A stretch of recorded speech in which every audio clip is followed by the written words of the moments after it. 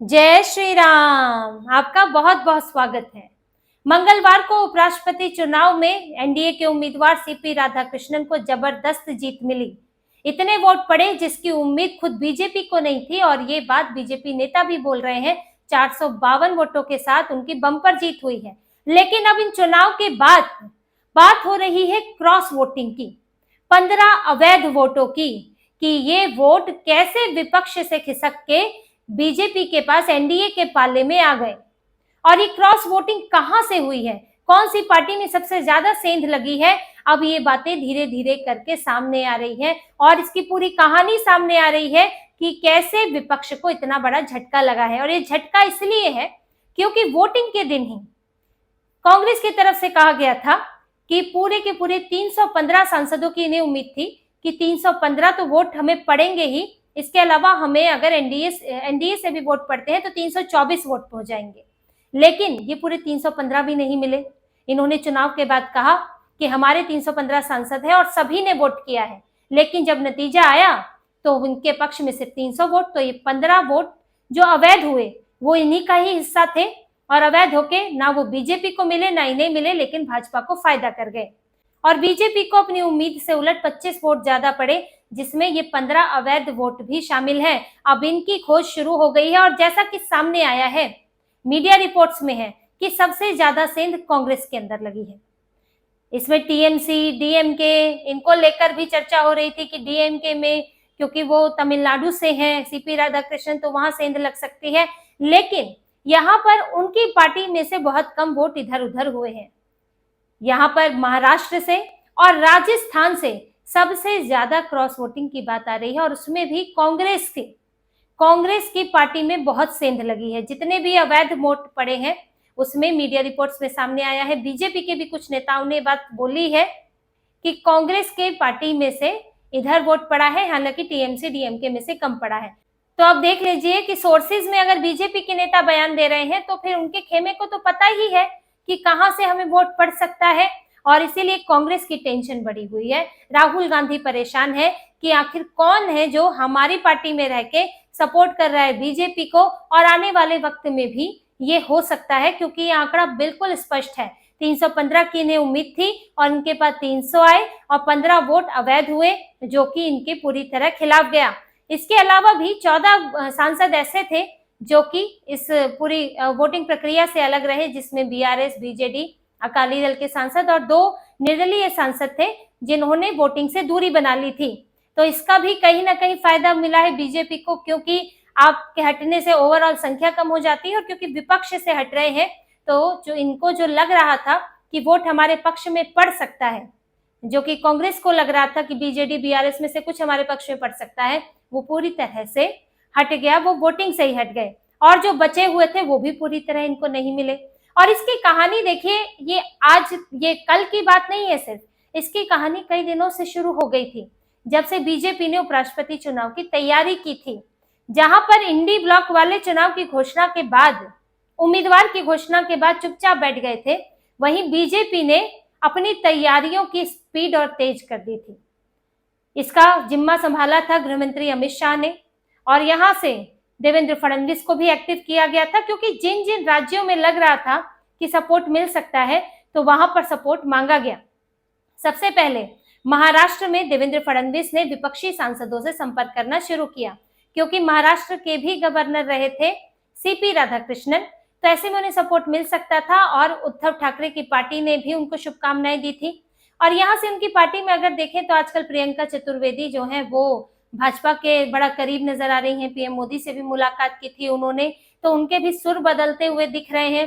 PM Modi को favourite नेता तक बता चुकी हैं।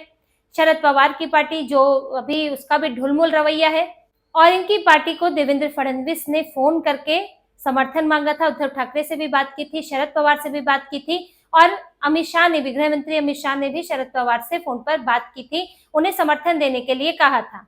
और यहाँ से राजस्थान में भी संपर्क किया गया था सांसदों से, और कांग्रेस के लिए ये कहा जा रहा है कि राजस्थान से कम एक सांसद ने क्रॉस वोटिंग की है। 8 सांसद आते हैं कांग्रेस के राजस्थान से और वहां एक क्रॉस वोटिंग तो कम से कम हुई है, ये बात सामने आ रही है। अब तलाश कर रहे हैं लेकिन बड़ा मुश्किल है, क्योंकि विप तो जारी होता नहीं है, तो कहां से कितना पड़ा है कुछ ठीक से पता नहीं चल सकता, पर ये बात सामने आ रही है। अमित शाह ने विपक्षी सांसदों को संपर्क किया, उनको संपर्क किया जो लाइक माइंडेड है, जो भाजपा के साथ तो नहीं है लेकिन विचारधारा से बहुत विरोधी नहीं है। हर कोई कांग्रेस में राहुल गांधी की तरह हिंदू विरोधी नहीं है, एंटी हिंदू, तुष्टीकरण, घोर तुष्टीकरण वाला, एंटी इंडिया बयान देने वाला नहीं है। कांग्रेस में भी ऐसे नेता हैं जिनकी भले ही न चलती हो लेकिन वो हिंदुत्व की विचारधारा का समर्थन करते हैं, वो भारत के साथ हैं, वो पाकिस्तान के विरोधी हैं, वो तुष्टीकरण करना नहीं चाहते हैं। लेकिन अब पार्टी है तो कई चीजों में चुप्पी साधनी पड़ती है। तो ऐसे में जब जरूरत होती है और जब बीजेपी समर्थन मांगती है तो उन्हें मिल जाता है, और यही हुआ है। अमित शाह ने खुद कमान संभाली और समर्थन मांगा। उन्होंने तेलंगाना के गवर्नर रहे थे सीपी राधाकृष्णन, वहां भी उन्होंने बात की, बीआरएस के साथ भी ठीक ठाक संबंध चल रहे हैं। तो सीपी राधाकृष्णन को अपनी गुडविल, अपनी साख के आधार पर भी वोट मिला है। जिन लोगों ने उनके साथ काम किया, जहां वो गवर्नर रहे, कभी उन विवादित नहीं रहे, यहाँ तक कि डीएमके के सांसद भी, उनके नेता भी सीपी राधाकृष्णन की तारीफ करते रहे हैं, ये तक बोलते रहे हैं कि वो एक अच्छे व्यक्ति है लेकिन गलत पार्टी में है, यानी कि बीजेपी का विरोध करते हैं लेकिन सीपी राधाकृष्णन का समर्थन करते हैं।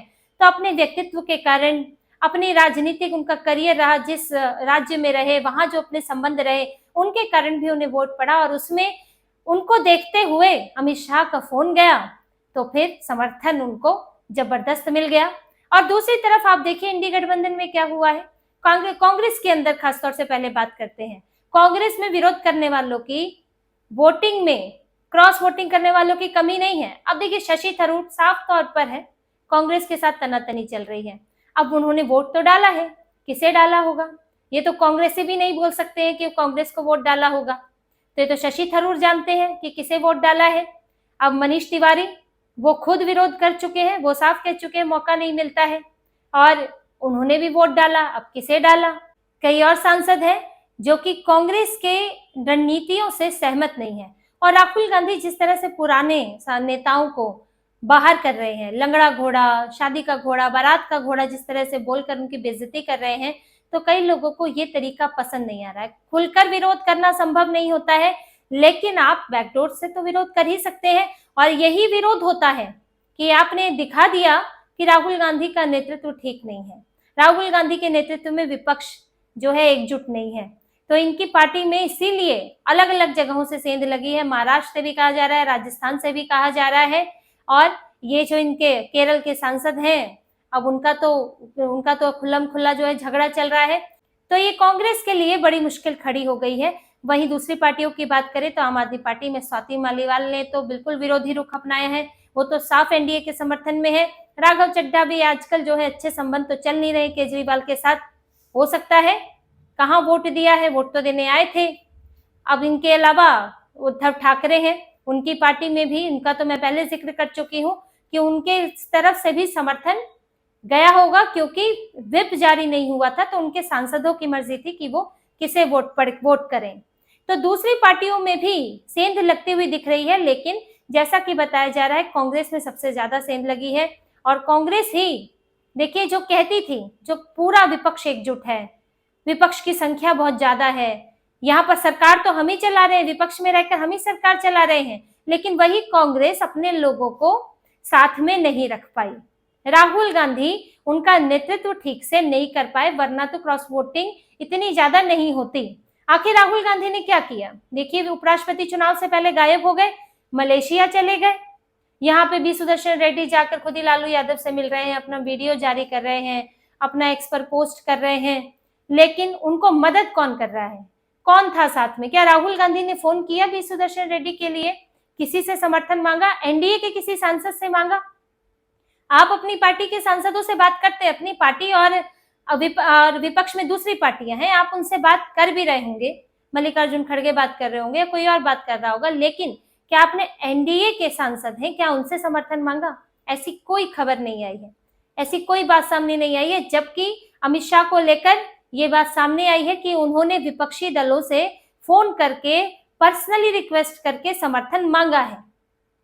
तो यहाँ तो बात यही है कि जो पहले पहुंच जाएगा जीत उसकी हो जाएगी।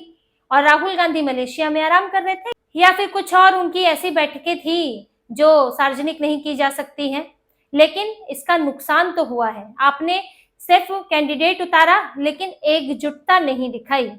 ये एकजुटता दिखानी चाहिए थी, और जिससे कम से कम आपको ये नुकसान नहीं होता कि विपक्ष में टूट फूट नजर नहीं आती। आप भले ही 324 आपको वोट नहीं पड़ते, एनडीए से वोट नहीं पड़ते, लेकिन 315 पड़ते, आप ये कह पाते कि कम से कम विपक्ष एकजुट है, इंडी ब्लॉक एकजुट है। लेकिन अब तो आप ये भी नहीं कह पा रहे हो कि हमारी पार्टी एकजुट है। तो ये जो अवैध वोट पड़े हैं 15 वोट, इसने विपक्ष की और खासतौर से कांग्रेस की नींद हराम की हुई है। खोजबीन तो शुरू हो ही गई है कि किसने किया होगा, किसने किया होगा, किसके खिलाफ अब एक्शन लिया जाए, लेकिन अभी मिलना भी थोड़ा मुश्किल है, अंदाजा लग सकता है। लेकिन फिर भी अब आपकी फजीहत तो हो ही गई कि आपने बड़े ही जोशो खरोश से बी सुदर्शन रेड्डी को उतारा था। अब लगा था एनडीए के खिलाफ तो अविश्वास प्रस्ताव ही ला देंगे इसके बाद, लेकिन ढाक के 3 पात और ज्यादा एनडीए मजबूत दिखा है, पीएम मोदी मजबूत दिखे हैं, आपकी पार्टी के ही सांसद पीएम मोदी के साथ नजर आए हैं। तो इसी तरह की और खबरें और विश्लेषण आपके लिए लाते रहेंगे। हमसे जुड़े रहिए, सब्सक्राइब कीजिए, कमेंट कीजिए। बहुत बहुत धन्यवाद। जय श्री राम।